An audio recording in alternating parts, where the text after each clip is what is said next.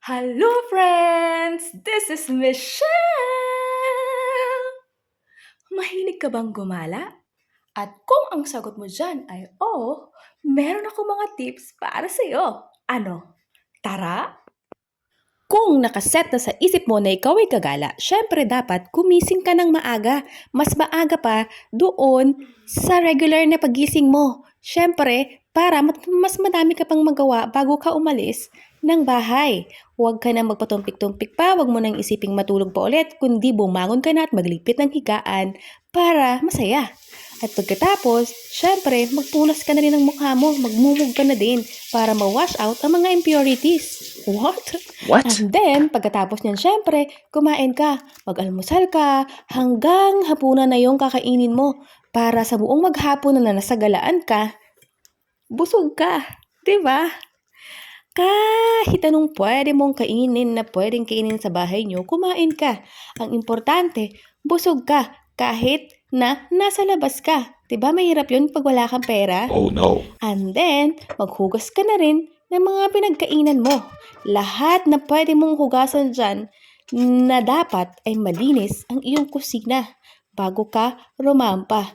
Kasi, syempre, mas maganda pagka wala ka ng gawain sa bahay pag uwi mo. Huwag mo na rin kakalimutang maglinis ng bahay para payagan ka ng iyong nanay, tatay, ate, kuya, or kung may mga anak ka at asawa. Diba? Kasi mas maganda malinis ang bahay paghalis mo para pag uwi mo, malinis pa rin. Walang stress, diba? At syempre, kung may labahan ka, labhan mo na rin tapos isampay mo na din.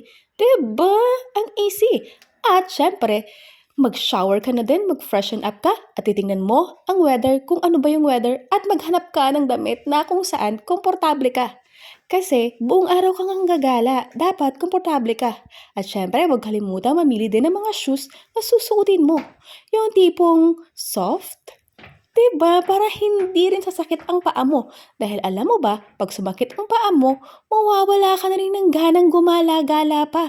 Kasi hindi ka na makalakad dahil nga ang sakit na ng mga paa mo.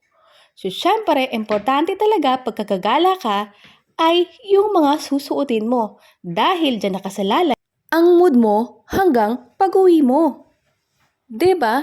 So, ayan na yung ating fit check. Magsombrero ka na rin pala or magdala ka ng payong in case na uulan. At syempre, huwag mo rin kalimutan magdala ng tubig. Baka mauhaw ka sa daan. At ayan na, charan! Syempre, dahil tapos na tayong gumala, pag-uwi natin ng bahay, syempre kakain tayo ulit dahil nagutom tayo sa labas. 'Di ba? Ayun yung pinakahuling tips natin. Pagdating sa bahay, kumain ulit. Kaya meron ako ditong tira na aming pasta nung nakaraan. So sana nag-enjoy kayo sa video natin ngayon. So, see you sa susunod! Bye-bye!